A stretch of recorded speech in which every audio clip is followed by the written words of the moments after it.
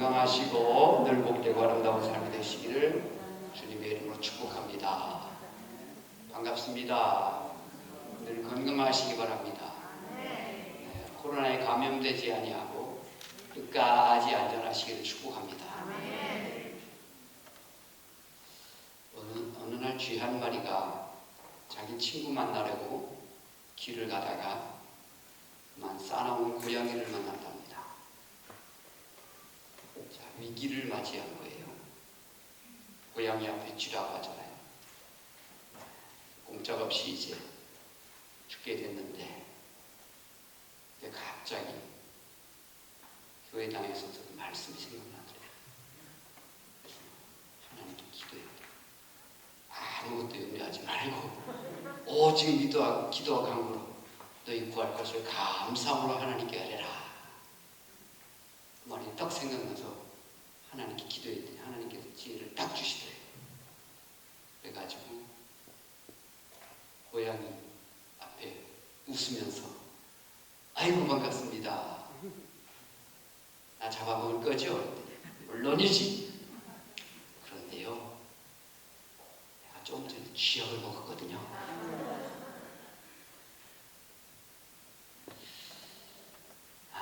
별 많을게요. 사람은 누구나 살다 보면 위기를 맞이할 수 있습니다. 인간의 한계 상황에 부딪히기도 합니다. 이런 위기들, 한계 상황이 많지만 몇 가지만 한번 우리가 생각해 볼 수 있는데, 첫째는 죽음의 한계입니다. 인간이 피할 수 없는 것 세 가지가 있는데, 나이 먹는 겁니다. 이건 뭐 내 의사와 전혀 상관이 없이 나이 먹는 거 어떡합니까? 그리고 건강이 점점 약해지는 겁니다. 20, 30대 건강하고 50, 60대 건강하고 같을 수가 없죠. 그리고 피할 수 없는 게 죽음입니다. 두 번째, 인간은 우연을 피할 수가 없습니다. 전혀 생각하지 못했던 일을 만날 수 있다는 말이죠. 아침에 웃으면서 잘 출근하신 남편이 갑자기 무슨 교통사고가 났다거나 무슨 엄청난 일이 갑자기 터질 수가 있는 게 인간입니다. 세 번째는요, 인생을 살아가면서 피할 수 없는 투쟁이라는 게 있습니다. 투쟁. 나 자신과의 싸움을 계속 해야 되고, 또 내가 노쇠하고 약해지는 것에 대해서 계속해서 육신과의 싸움을 해야 되고, 또 돈과도 싸워야 되고, 시간과도 싸워야 되고, 경쟁자와도 싸워야 되고, 인생은 끝없는 투쟁입니다. 네 번째는요, 죄나 죄책감에서 인간은 자기 한계를 느낄 수밖에 없습니다. 어떤 일이나 행위가 자기가 의도하지 않게 다른 사람에게 피해를 주기도 하고, 또 자기 스스로에게도 피해가 되는 경우가 있습니다. 이럴 때 사람은 죄책감에 빠지게 되죠. 다섯 번째, 인간은 고독을 피할 수가 없습니다.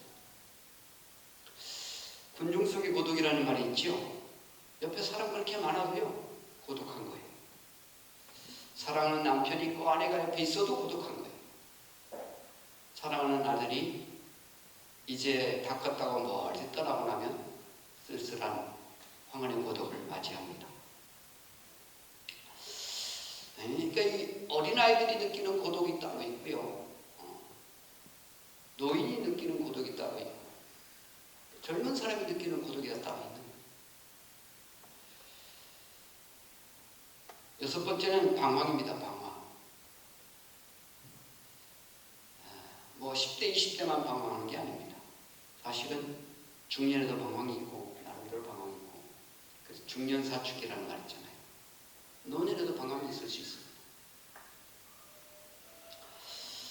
일곱 번째는 경제적인 한계. 경제적인 한계. 어느 누구도 무한정으로 돈이 주어지는 건 아닙니다. 그래서 수입이 지출보다 많으면 펑크날 수밖에 없지요. 버는 것보다 쓰는 게 좀 적어야지 버는 것 이상으로 쓰면 결국은 망하는 거죠. 이런 여러 가지 물질적인 한계, 건강적인 한계 다 있는데 이런 한계들을 만났을 때 여러분 어떻게 극복해 나가십니까? 오늘 성경을 통해서 이런 인생의 위기를 맞이하고 한계에 부딪힌 한 사람을 보게 됩니다. 이 사람이 부딪혔던 한계는 무엇이었고 그 위기를 어떻게 이 사람이 극복해 나가는 것인가를 오늘 성경을 통해서 볼 수가 있습니다. 야곱이라는 사람입니다. 우리가 너무 잘 아는 사람이지요. 그는 세겜 땅에 살고 있으면서 생각지 못했던 한 사건을 접하게 됩니다.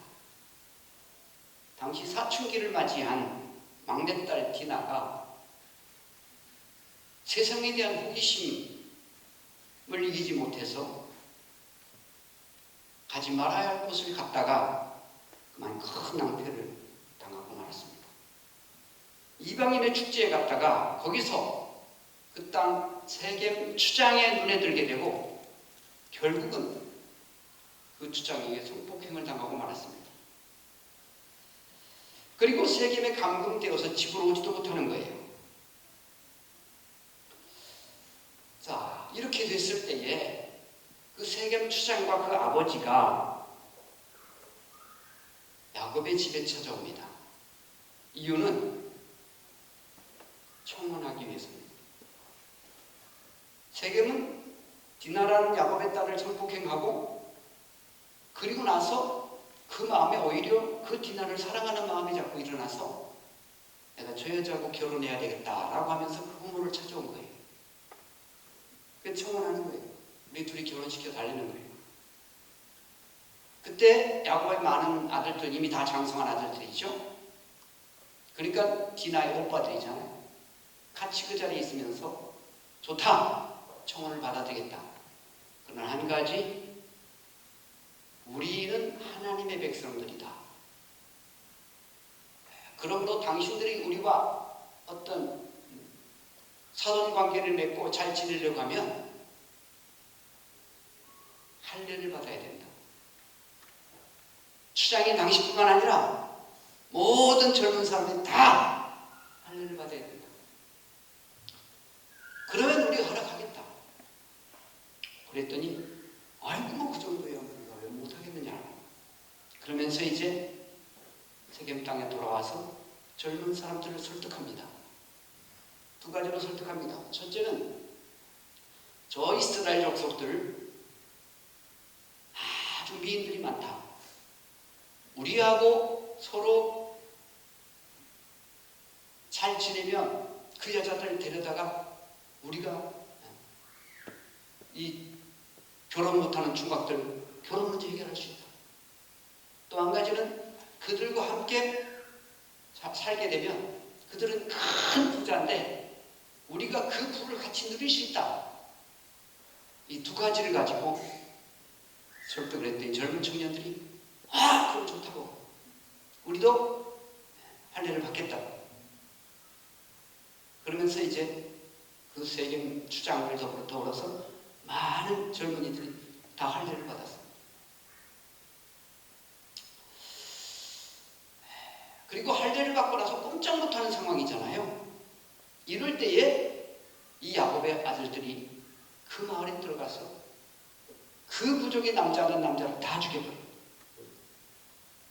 그리고 부녀들을 끌고 오고 어린아이들을 끌고 오고 재산을 다 강탈했습니다. 할례라고 하는 거룩한 어떤 그 방법을 가지고 엄청난 범죄를 저지른 부끄러운 모습이죠. 자기 여동생이 성폭행 당한 거에 대해서 살인보복으로 결론을 짓고 말았습니다. 이쯤 되고 나니까 야곱에게 큰 걱정이 생겼습니다. 야곱이라고 한들 자기 막내딸 디나가 그렇게 아픈 상처를 입은 거에 대해서 뭐 좋겠습니까? 너무도 마음이 아픈 일이지만 그렇다고 해서 그것을 우리 아들들이 저런 방법으로 해서 해결하는 거에 대해서 너무 두려운 마음이 생기는 거예요. 그리고 소문이 들리는 거예요. 주변의 부족들이 전부 다 저 야곱의 족속은 너무 잔인한 족속이다. 저것들 가까이 했다가는 언제 우리가 당할지 몰라. 그러니까 우리들이 힘을 합쳐서 저것들을 다 멸절시켜야 돼. 이런 소문이 또 큰일 났습니다. 개인적인 큰 위기고 가족적인 큰 위기를 맞이하는 것입니다. 여러분이 이런 위기가 온다면 어떻게 하시겠습니까? 오늘 성경은 이 야곱이 그런 위기 상황에서 어떤 행동을 하고 있는가를 보여주고 있습니다. 사실 야곱은요, 지금까지 살아오면서 하나님 체험, 하나님 경험 많이 한 사람입니다.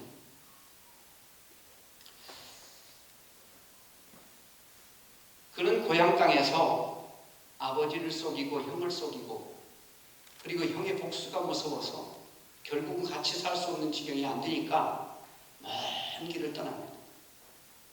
그리고 가는 중에서 밤중에 그 외롭고 쓸쓸한 밤에 하나님을 체험합니다.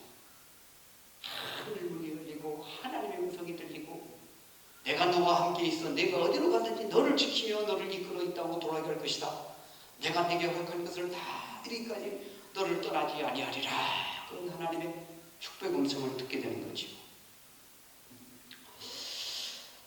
그리고 이 장인 라반의 집에서 열심히 일하는 가운데 하나님께서는 그에게 물질적인 축복을 얼마나 많이 해주는 큰 부자가 됐어요. 큰 부자가 됐어요.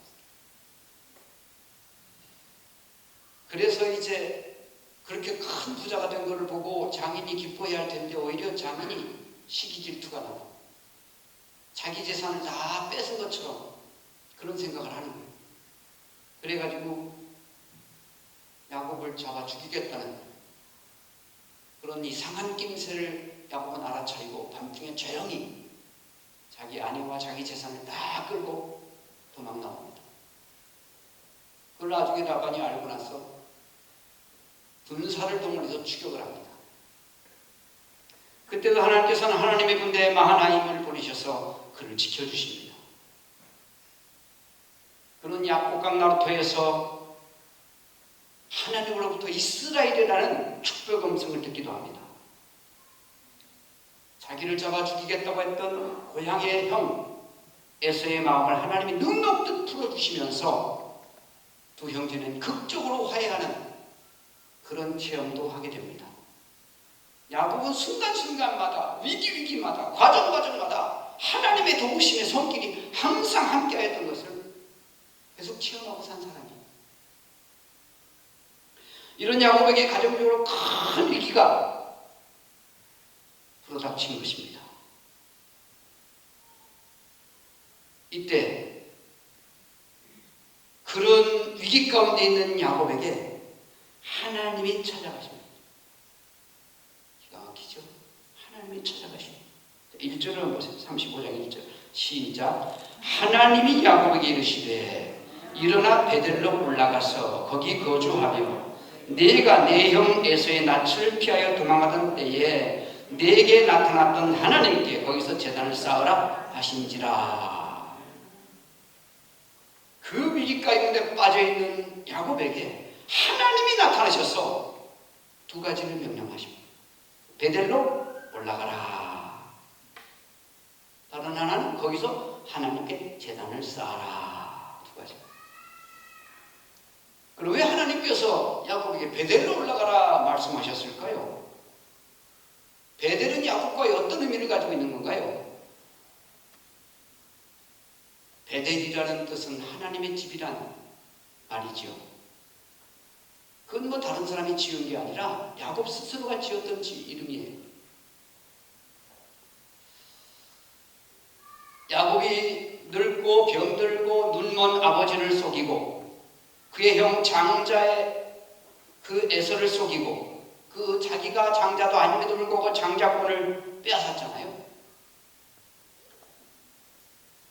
그것을 알게 된 에서는 그를 잡아 죽이려고 하고 야곱은 결국은 고향을 떠나서 부모를 떠나서 형을 떠나서 멀리 떠날 수밖에 없는 상황이 됐잖아요.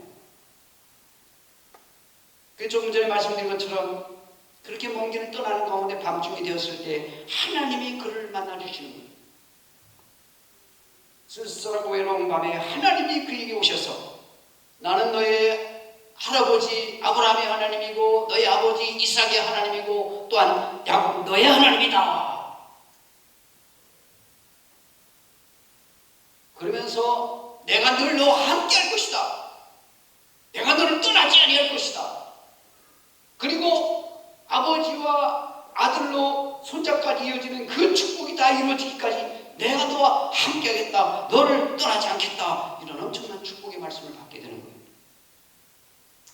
그때 야곱은 너무너무 감격이 되고 흥분이 되고 기뻐가지고 거기다 자기가 베개에 또 돌을 세우고 세 가지 약속을 합니다. 지금부터 하나님은 나의 하나님이십니다. 그리고 내가 나중에 이곳에 와서 이 베델에 하나님의 집을 짓겠습니다. 하나님의 집으로 삼겠습니다. 그리고 지금 객지로 나가는 상황은 빈손이지만 하나님이 나를 잘되게 해주시고 내가 복받으면 그 모든 하나님이 주시는 복 가운데 모든 것을 11조를 잘 드리겠습니다. 세 가지를 약속해요. 이건 뭐 하나님이 허락한 게 아니고 자기가 약속한 거예요. 하나님이 나의 하나님이십니다. 내가 베델로 가서 하나님의 집을 짓겠습니다. 그리고 11조를 드리겠습니다. 자기가 스스로 하나님 앞에 서원하는 거예요. 야곱이 하나님께 서원하여 이르기를 자기가 서원한 거예요.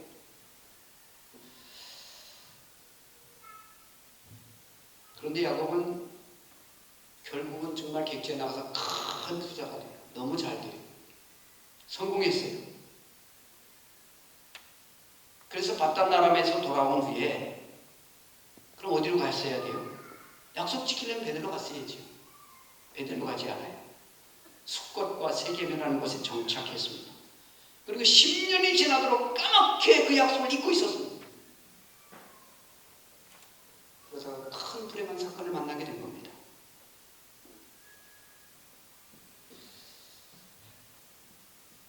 그러니까 야곱이 있어야 할 곳은 베델이었습니다. 그런데 있어야 할 곳에 있지 않고 있지 않아야 할 곳에 있다가 이 엄청난 일을 당한 겁니다. 그뿐입니까? 이 야곱은 이 세겜에서 살다 보니까 영적으로 많이 타락하고 있었습니다. 자, 3절을 보시면 우리가 일어나 베델로 올라가자. 내 환난날에 내게 응답하시며 내가 가는 길에서 나와 함께 하시는 하나님께 내가 거기서 제단을 쌓으려 하노라. 그러면서 2절에서는 야곱이 이에 자기 집안 사람과 자기와 함께한 모든 자에게 이르되 너희 중에 있는 이방 신상을 버리고 자신을 정결하게 하고 너희는 의복을 받고 입으라. 이방 신상을 버리고 하나님을 섬긴다고 하는 사람이 아버지 이삭 때는 물론이고 그 할아버지 아브라함 때부터 그렇게 하나님을 잘 섬겨오던 사람이 바단 아람에서부터 가져온 그 신상들, 자기 부인이 이 라헬이라는 여자가 자기 아버지 섬기던 그 신상을 가지고 나왔었잖아요. 알 안장 뒤에다 숨겨가지고. 그 장인이 쫓아와서 왜 우리 신상까지 가져갔느냐라고 하면서 뒤졌을 때 라헬은 핑계를 댑니다.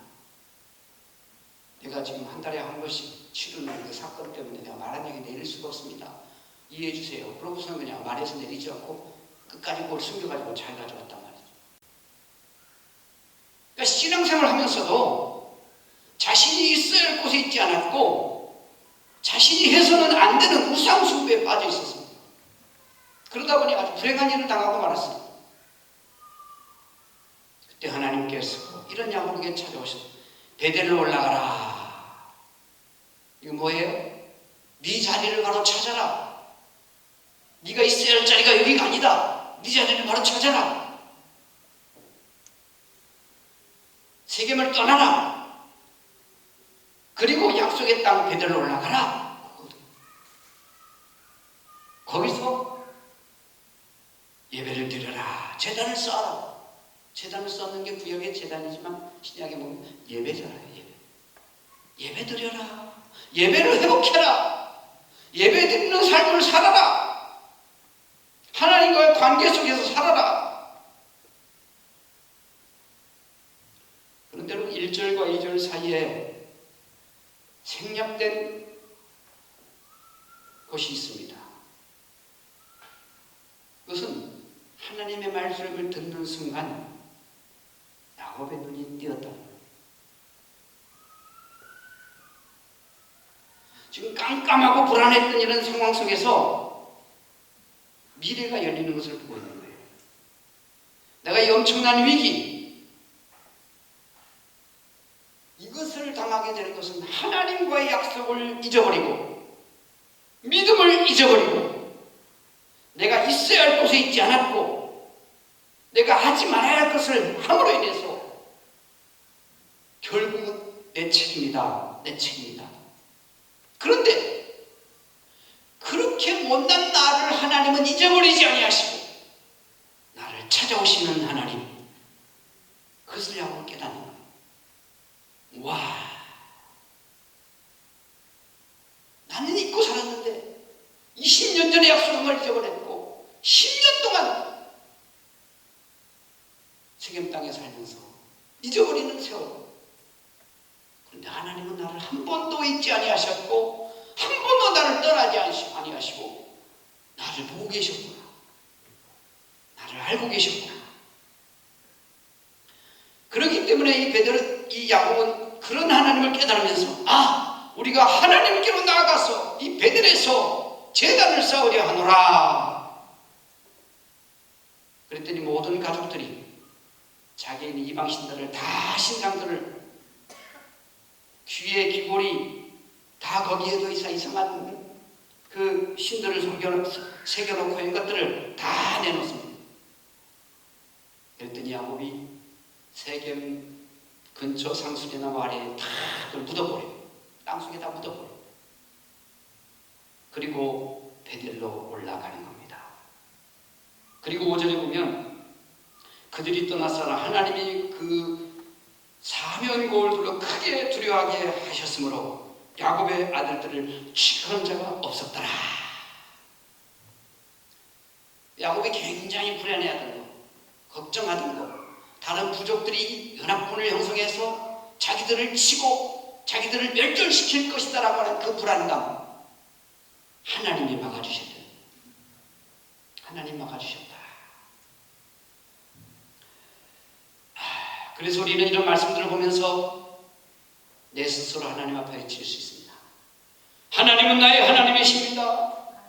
내가 하나님만 섬기겠습니다. 하나님께 예배드리겠습니다. 하나님의 은혜 안에 살겠습니다. 하나님께 약속하신 것을, 하나님께 약속한 것은 반드시 지키겠습니다.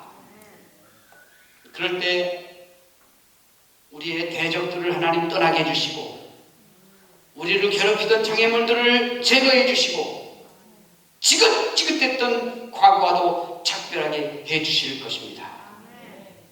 그리고 그럴 때에 하나님의 은혜가 우리에게 임하실 줄로 믿습니다. 그런데 하나님께서는요, 야곱을 찾아오신 하나님께서는요, 또다시 내 이름은 야곱이다마는 내 이름을 다시는 야곱이라고 하지 않고 이스라엘이 내 이름이 되리라 하는 것입니다.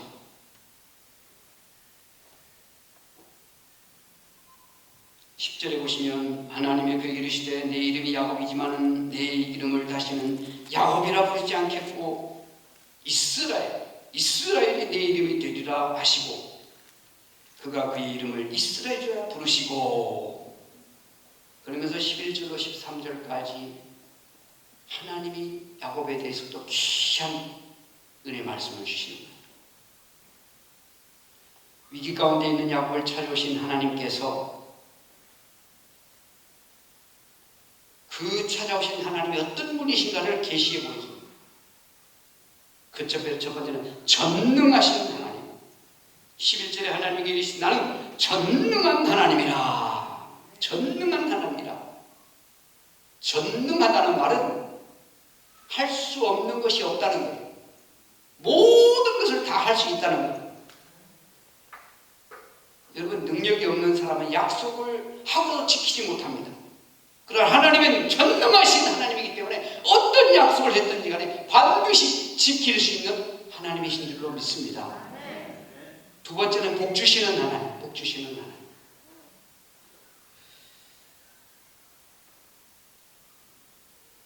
그러면서 쭉 보십시오. 하나님이라 생육하고 번성하라. 한 백성과 백성들의 총명이 내게서 나오고 왕들이 내 허리에서 나오고, 그 야곱의 가문이 잘 되게 된다는 거예요. 잘 된다는 거예요.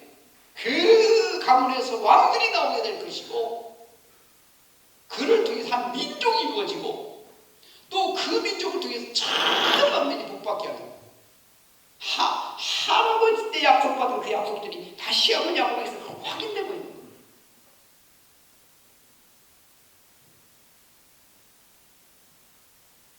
세 번째는요, 이게 복 주시는 하나님에 대한 말씀을 주십니다. 세 번째는요, 약속을 받을, 복을 받을 그릇이 준비가 안 됐으면 그것을 만들어서 주고 가시는 하나님.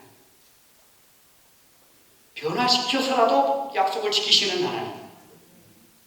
그래서 아브라함의 하나님이다, 너희 할아버지 아브라함의 하나님이다, 너희 아버지 이삭의 하나님이다, 너의 하나님이다 라고 하면서, 야곱은요 고집쟁이, 그런 고집쟁이였어요. 변화가 잘 안 돼요.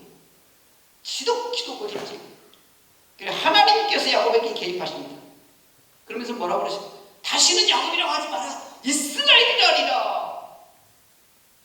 이스라엘이라는 말은 하나님의 왕자, 하나님의 왕자. 야곱이라는 이름의 뜻은 뭐? 꾀고, 남을 속이는 자, 빼앗는 자. 네, 하나님께서 그 이름을 이스라엘로 바꿔주시, 이스라엘로 바꿔주시.